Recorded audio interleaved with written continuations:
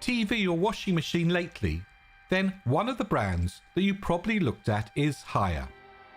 But if you thought that Haier was just another home appliance maker, then you'd be way off the mark.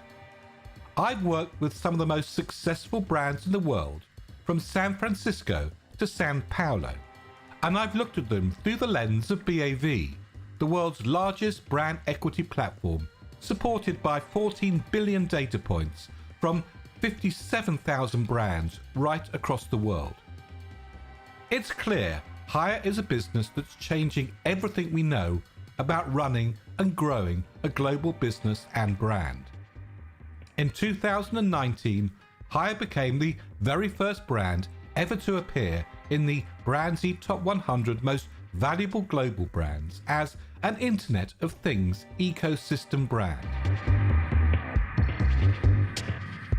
And in the immortal words of Michael Caine, not a lot of people know that, but for you, that's just about to change.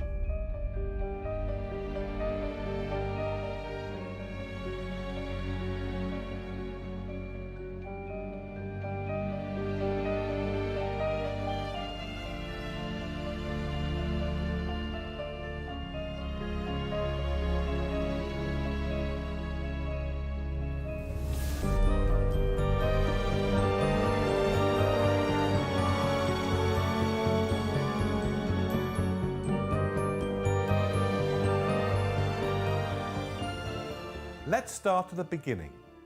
Why are we focusing on Haier anyway? And who are they? Well, Chinese company Haier is the world's biggest home appliance manufacturer.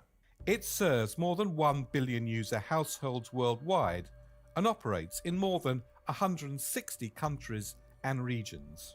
In fact, every single second of the day, somewhere in the world, someone's buying a Haier product. The business started out in 1984 in China, a workers' cooperative company making refrigerators badly. It had seen a steady stream of new managers, but none of them had been able to make a success of it. The factory was on the brink of bankruptcy, and its staff in the eastern Chinese city of Qingdao were prepared for the worst. Qingdao might be better known as home to a certain other, rather successful Chinese brand.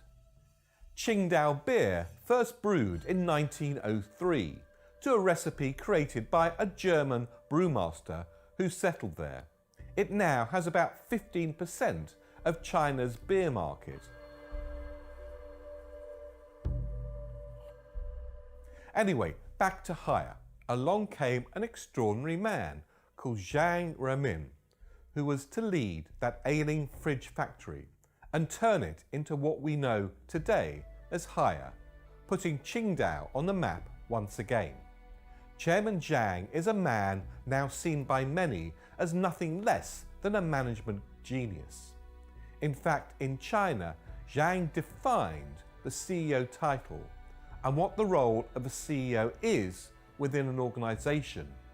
Before him, no one in China knew what a CEO was. Others call him the world's most radical CEO because he's created a business that's not just shaking up the home appliance sector with its innovations, though it's certainly doing that. Haier is completely rewriting the rulebook about how to build a big, successful organization and a global brand. It's taking everything most of us have ever learned about how to get products to market and the business of management theory and doing something radically different. The way Haier works today, I would suggest, is unlike any other business in the world. In those early days in Qingdao, Zhang knew things needed to change and fast. A former factory worker himself, he could see huge inefficiencies that had to be sorted out. And he knew that often people in the factory floor have brilliant ideas that are never heard by the people making decisions. So he transformed the way the business worked. And it all started, yes, with one of these, a sledgehammer. Soon after Zhang took over as CEO, he discovered that around 20% of fridges leading the factory to go to the customers were defective. So he lined them up and in front of the entire staff who made them, smashed them up with a sledgehammer. They thought he was crazy, and so did everyone else. The fridge smashing session made the news in China. Everyone was talking about it. Remember, at that time, very few people in China had an electric fridge in their home. Fridges were an ultra-luxury item, costing the equivalent of 2 years' wages for most people. And yet, here was Haier destroying 76 of them. Zhang knew, of course, what he was doing would have shock value, and it was a great way to get his message out. If Haier were to succeed, it required a brand that stood for quality, products you could rely on. And Zhang was actually a visionary, because it was only by insisting on top quality that the Haier brand had any future at all. The next step was to link workers' pay directly to the impact that they had on the business. Performance-based bonuses may not be unusual now, but back then, China was just experimenting with market economics. So this focus on an individual's contribution was extraordinary. It gave workers an incentive not just to be more efficient, but also to come up with great ideas and share them for the good of the company, China, and their own pay packet. As Haier has grown, it's transformed the way it operates, not just once, but again and again. Transformative evolution is built into the business. And gradually, Haier has become China's most successful appliance business. Since 2009, it's led the world in terms of sales. The concept that now underpins everything Haier does is something called Rendan He. This is the personal vision of Zhang, now Haier's chairman. He is an impressive figure, intellectually razor sharp, but also incredibly bold, and willing to make huge disruptive changes when he's convinced that a better way of doing things exists. Chairman Zhang has long understood how important brand is to delivering value to its business and its shareholders. And he knows that standing still is not an option. So for the past few years, Rendan He has been the Haier's company mantra.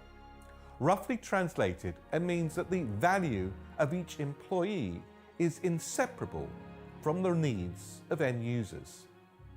Staff are as valuable as the value they create for customers, not just now, but also in the long term. The idea is that every worker, whatever their role or level of experience, should be absolutely razor-focused on understanding the consumers, because it's only in this way that they can do something valuable for those consumers and in turn create value themselves and for the organization. When I spoke to Haier's president, President Zhou, he explained why business needs Rendan He. The demand from the consumers or from users have been evolving all the time. They're changing and they become increasingly more personalized, individualized. Therefore, it's becoming increasingly more difficult, challenging for any business to satisfy those individualized demands.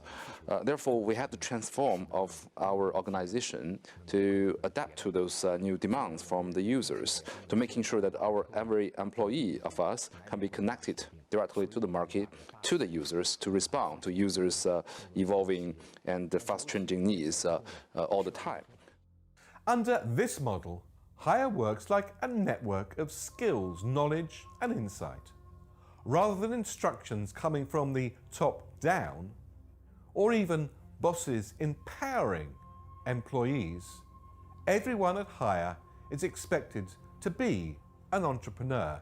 In fact, they have to be entrepreneurial and successful, otherwise their salary suffers. One of the most radical elements of Rendan He thinking came in 2015, when Hire broke up the business into around 4,000 micro-enterprises.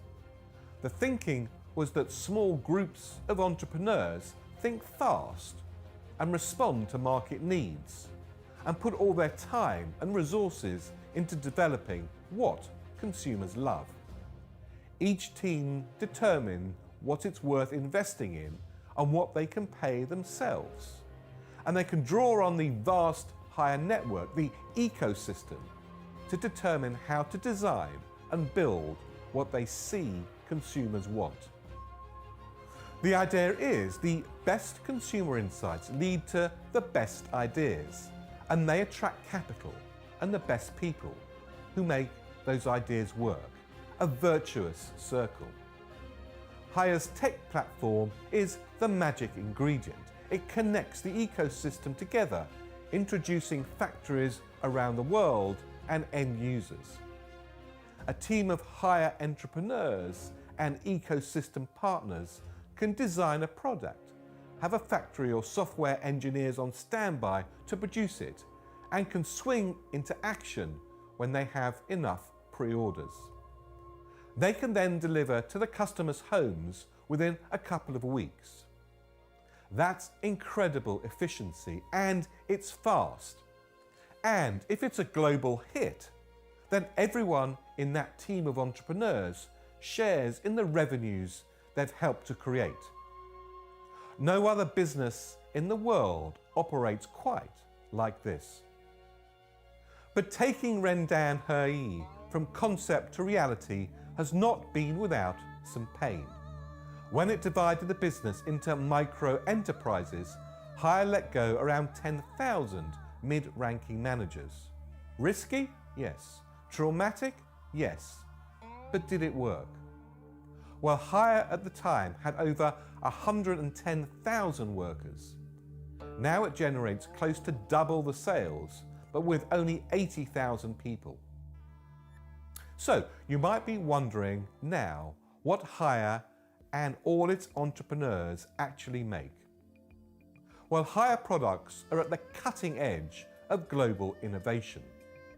Hire fridges can keep vegetables fresh for up to 40 days and keep fish fresh enough to eat raw even after a week. There's a Hire washing machine that cleans itself. There's a Hire washer dryer that eliminates noisy vibrations. But more important than all these advances in individual products is this. This is a brand that sees itself doing much more than producing a collection of fridges, washing machines and the like. Hire has transformed itself from being an appliance maker to an entire connected ecosystem for the home and beyond, based on the Internet of Things. Company President Zhou says Hire's aim is to recruit lifelong users, not one-time buyers, and help them live a better life. Hire's products can talk to each other and to people using them, as well as the environment around them. A connected Hire home gives people seamless control, not just over their appliances, but also their lifestyle. It links their air quality, temperature and home security with their food, their clothing and even the water they use. The underlying principle is to make people happier by understanding them better than anyone else. So Hire connected fridges can alert you when certain foods need using up and suggest a recipe using ingredients it knows you have, and put the oven on for you. If something's missing, your connected fridge can order it in. Hire's connected mirrors can recommend an outfit for you based on the weather and the occasion you're preparing for. And its Internet of Things washing machines can detect the fabrics in your clothing and wash or dry and clean them accordingly. They'll even check with the garment's manufacturer electronically for the latest instructions. The more that people use these products, the more data they generate, and the more Hire learns about the way people live. It then uses this knowledge to identify new ways to help them. Here's the proof that Hire and the Rendan He approach are onto something. Steady growth in China and rapid growth in overseas regions. And revenue in both Europe and Southeast Asia is growing at between 20 and 30%. Some of this growth has come thanks to some smart acquisitions. Hire's brought up some specialist appliance producers in China and several long-established brands from around the world. Buying GE's appliances was especially sweet for Hire because in 1992, GE had tried to buy Hire.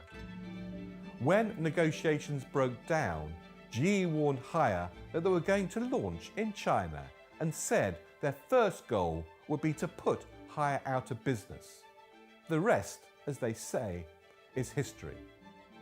In 2016, Hire bought the entire GE appliance business for $5.6 billion. As a business that knows the power of a strong brand, Hire is careful about how it integrates its principles into GE and the other businesses it's bought. Hire President Zhou explains. 特别现在呢，我们有了这个整个品牌系统。 Now that we have multiple brands around the world in the Hire family, like GE Appliances, Candy, and Sanyo, we are adopting a mixed salad approach to post-merger integration. We give full respect to local culture and practices, but also at the same time, when we replicate our business model, the Rendan He model, it's like the dressing of the salad that combines everything together so that we can have both diversity and also consistency. The results speak for themselves. GE Appliances has seen double-digit growth in a category that's declining in the US overall. The changes taking place at Hire are, to me, indicative of the way the world of brands is being transformed. I see profound shifts at work, and the next generation of strong brands will be built in very different ways to the strong brands that we've all grown up with. If we take a helicopter view of the history of brand creation and engineering, we see three clear phases. First came product brands. Think Coca-Cola or Persil. FMCG brands were created for one market, then globalized. Then came corporate brands like DuPont and GE. In the era of the big industrial conglomerates, their model was the toast of Wall Street. The internet era brought us platform brands like Facebook and Uber. These are the brands that provide the infrastructure to link different types of users. But the Internet of Things era, which we're entering now, requires yet another approach. In the IoT age, a seamless consumer experience is the priority. To achieve this, businesses have to operate as open networks rather than secretive silos. This requires many different players, individuals and organizations to be united by a common desire to exceed customers' expectations and create additional value with every single interaction. The rules of brand building will have to adapt to this new environment. In this new era, ecosystem brands don't just try to meet consumers' needs, they anticipate them. And their focus shifts from merely growing market share to expanding their share of consumers' lives, building not just sales, but a relationship. Haier evidently see this shift in the landscape well. As with the Haier model, ecosystem brands sweep away pyramids of authority, and staff understand that it's consumers, not bosses, who generate their income. Haier became one of the fastest growing brands in China right now. And in such a rapidly evolving market, that's really saying something. But as we've seen, it's not just growing in China, but across the world. This pace of growth has propelled Haier into the Brandsy Top 100 Most Valuable Global Brands for 2019 for the very first time. It now ranks among some of the best known and most successful global brands in any business sector. But Haier is the very first brand to ever appear in our top 100 as an Internet of Things ecosystem brand. And that's something Haier is justifiably proud of. Not just its own success, but redefining what a brand is and can be.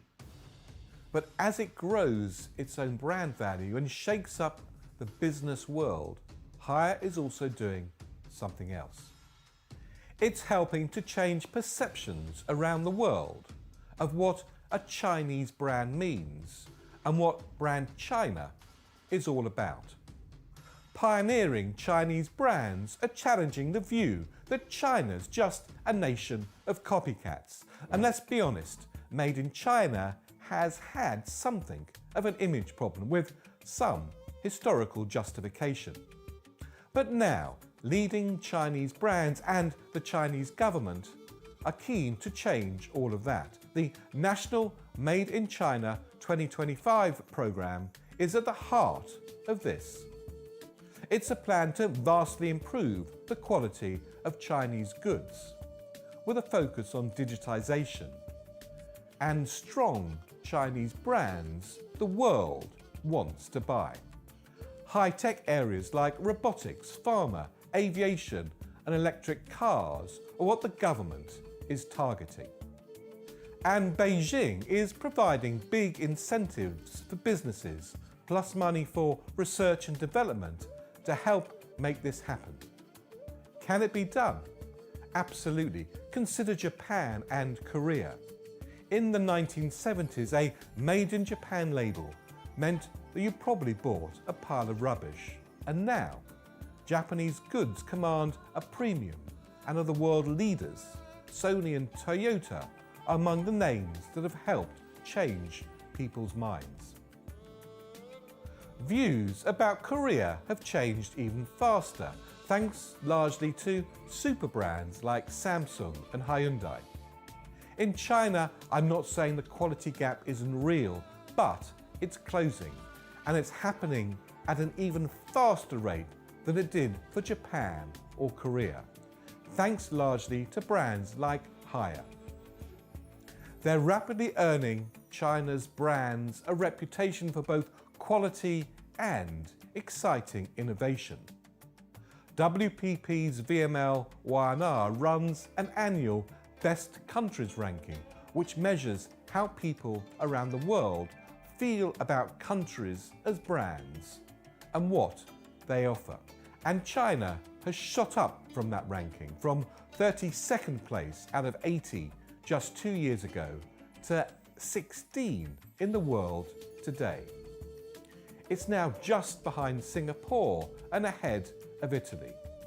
What's really interesting, though, is what China is seen as being good at. It's viewed as being open for business, being forward-thinking, being a great place to start a business, and being a hub of entrepreneurship. As views about China as a country start to change around the world, so does the way people feel about Chinese goods and vice versa. Brand Z research shows that when people think of Chinese brands, innovation is the #1 attribute that people outside of China associate with Chinese brands. There's still work to do on building trust, but young people especially are increasingly open to buying Chinese-made goods. They see them as innovative and also pretty cool. Which brings us back to Haier. The COVID-19 epidemic brought challenges to Haier, the safety of its people around the world and to its global business operations. But Haier rose to the challenge to help the global efforts in the all-important task of trying to beat the virus. In the early stages of the outbreak, Haier swiftly deployed its global resources, setting up an experienced anti-epidemic commando team and a home appliance installation team for the 2 field hospitals, Hushenshan Hospital and Lishenshan Hospital, dispatching medical teams and donating a large amount of money, IoT home appliances, medical equipment and virus protection supplies. Haier used its resources in supply chain and logistics to offer a fast-track green channel for anti-epidemic materials nationwide and provided free transportation services. Haier speedily used its independently developed Cosmoplat, the world's largest mass customization solution and industrial internet platform for the supply and demand of anti-epidemic products, then swiftly upgrading and iterating the platform for work resumption and increasing production, which made it more suitable for the fast-growing needs of small and medium companies requiring help and support and make their contribution to the economic recovery.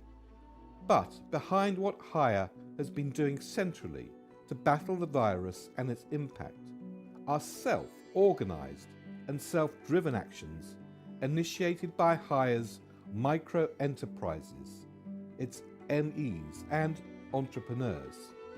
The ME is a coherent set of loosely coupled independent units with their own individual form of profit and loss. Different MEs from an EMC, a ecosystem micro-community with the same goal to jointly create and iterate the best experience during the whole process.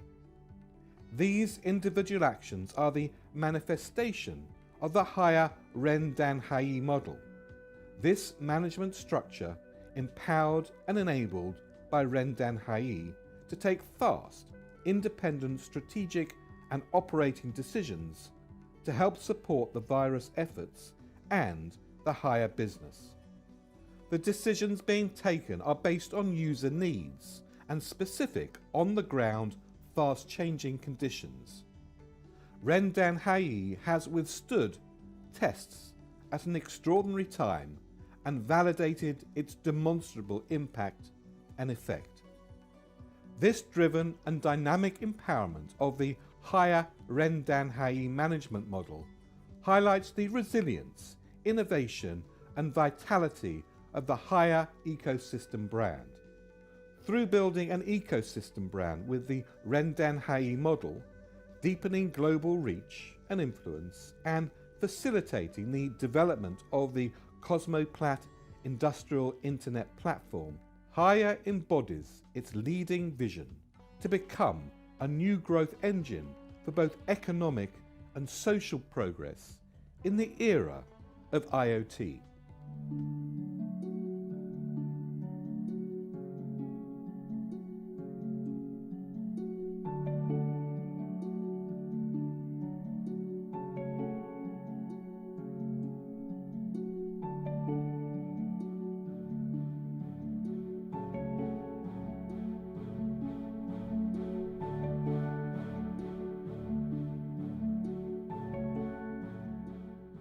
Haier is a company that optimizes the rapidly developing brand landscape in China, where companies are increasingly focused on bold, exciting, innovations and high quality. Many companies around the world are visiting Hire to learn about Rendan Hai business model and how it might help them apply it to their business and their business categories. They are changing the way things are done.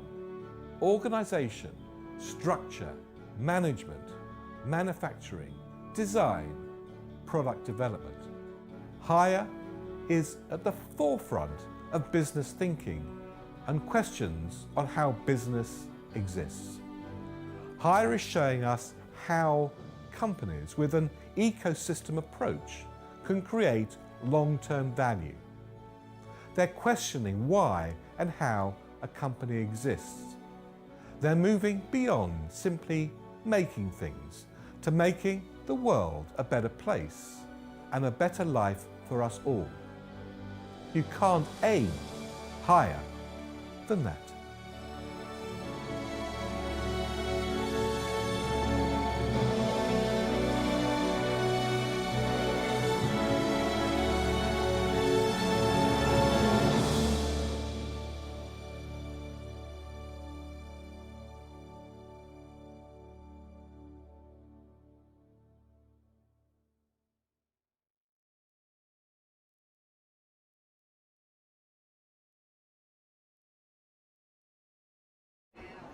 会关注，也会买一些东西。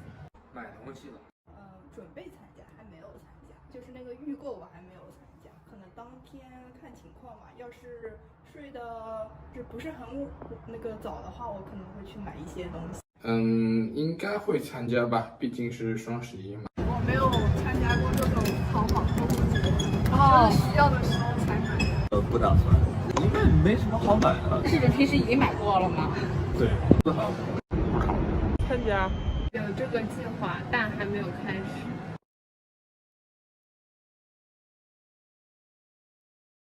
都是基本上是护肤产品，然后就是洗脸霜。护肤类买了一套兰蔻的那种护肤的那个粉水和那个面霜。一般是家用品，比如像纸呀、膏呀这些洗面奶啊这些东西。因为我缺一个鼠标，所以就刚好买了一个新的鼠标，原价是699，然后买完这个是599。我买了狗狗的零食、化妆品、小米打印机、3只松鼠、麦片，就常用的咖啡。日用品吧，我给宠物买的东西比较多，纸巾，这种卫生日常的消耗品。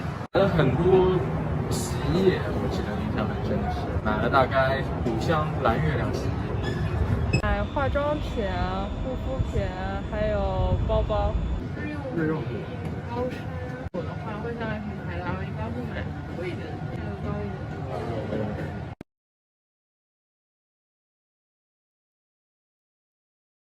朋友问了一些牌子，然后直接去这牌子店里面去搜吧。会问朋友。征求价格，你觉得这个产品怎么样？不会，因为我感觉每个人的反正用的都不太一样。不会，自己喜欢。自己喜欢的就行。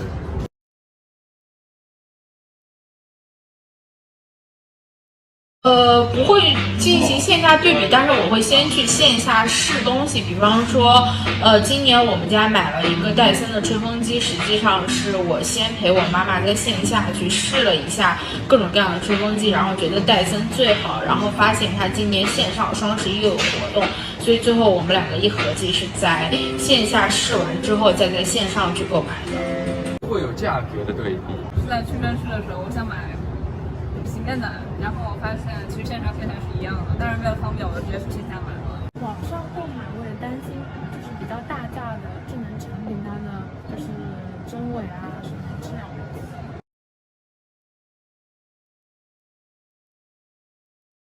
还发现4000吗？double一下，买了2-3千吧。一般会看看看，比如说1万。今年的话，我花好少，我就买了一个面膜。今年会花500-600吧。面霜、晚霜买了2-3千吧。不好说，可能1-2千、2-3千。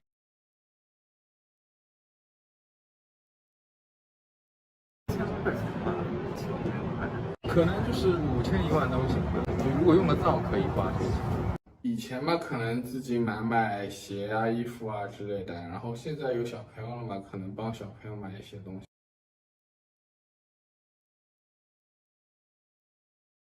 我看到我有要的东西，我就放在购物车，我不玩，我也不互动，特别 boring 的一个购物者。商品或者是最近天气也转冷了嘛，就买了2条裤子。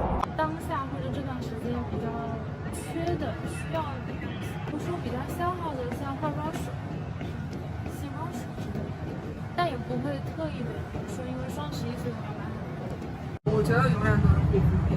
好像以前会什么都买嘛，但是自从结婚了之后，好像就买护肤还有吃的吧。我觉得这2个是必须的，其他的可有可无。网购一般会买一些比较急的东西，比如说我可能临时需要一本书啊，就不高兴去书城找，就可能采取网购的方式。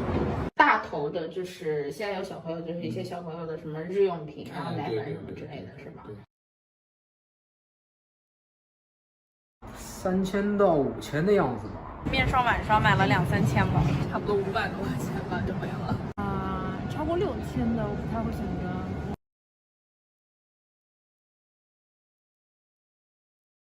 支付宝和微信。那有考虑使用花呗是吗？会没有花呗，一般都是用微信多一点。支付宝花呗吧，先用花呗吧。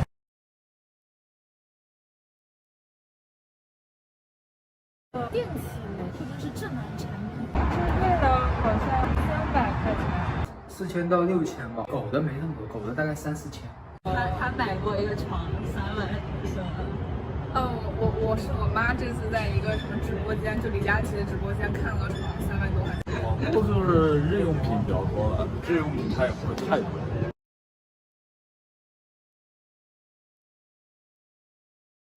打折送东西，赠品相当于正装的这个是吸引我在网上买护肤品的一点，因为我以前只会在店里买，我觉得网上可能会很多假。它可能就是靠着节日给的这种放松的空间，然后趁着节日来买点东西。因为比较便宜，而且大家都在买，你就会被带动起来。我就是说我买我相信的、习惯的品牌，正好一个打折，所以我就多买一点。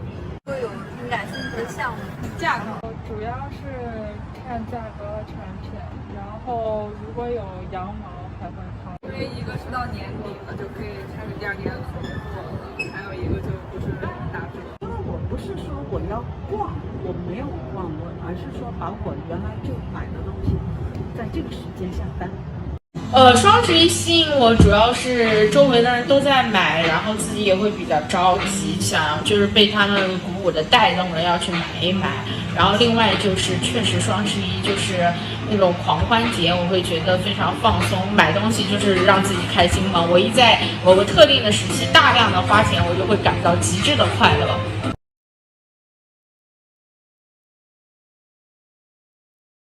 京东和天猫啊，淘宝，因为是那个88会员，就会有一些打折。我一般会用淘宝，因为淘宝里面有旗舰店可以对。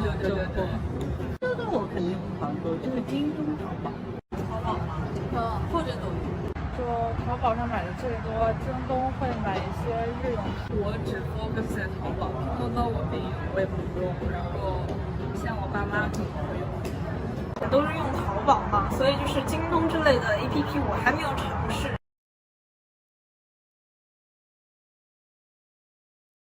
还有很多对，就很可怕的尾款。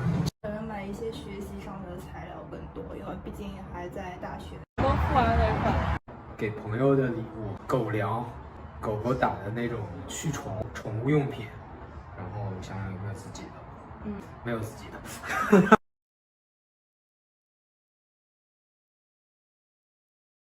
可能会根据习惯的意见会比较多，比如说我以前一直买这个，可能就一直跟着这个品牌买。我会看它的这个产品啊，但是因为我买的都是重复购买，所以我说实在不会说因为双11我再去专注这个。会考虑。但是我平常用的东西，我会考虑它是不是 environmental friendly？环境友好型的话，我不会说在双11特别的考虑，就是这种东西是我平时就已经考虑过了。比方说戴森的那个吹风机，它购买的时候说是可以使用5、6年都经久不坏的，相当于就是对环境已经有一个比较良好的保护性的作用了嘛。因为很多日用品其实本身就是如果品牌理念的话，可能不太会考虑到这些，但是如果它带有，肯定会更加倾向于。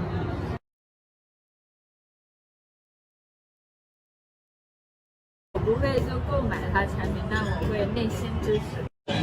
会的，像是今年暑假的时候，他们因为那个郑州洪水嘛，然后像鸿星尔克呀，然后361度啊，还有很多像安踏呀，然后这些鞋商们都踊跃捐款嘛，所以当时我看到了这些品牌，我也觉得很感动，所以我就去他们的购物间购买了一波。当然，主要也是因为那个时候我比较缺运动鞋啦。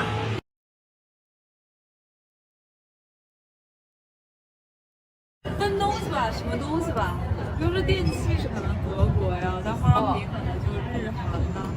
正好看它，对，看它的价格和看它整体的一个品牌的质量，大部分都是国内的淘宝。大多数还是国内为主吧，可能在一些行为上可能会，就衣服上可能会选择国外一点。那我买的护肤品也是国货，就是比较有特色的吧，有那种自己的什么专利啊那种，就是弄得还挺好的。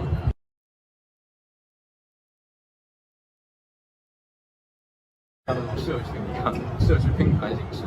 我觉得双11选择采用社群方式是很好的，但是可能需要考虑一下社群不要做的这么极端。就确实现在人们为了在双11拿到比较划算的价格，已经是费尽心机了，然后往往这个计算方式还就是普通人不太看得懂。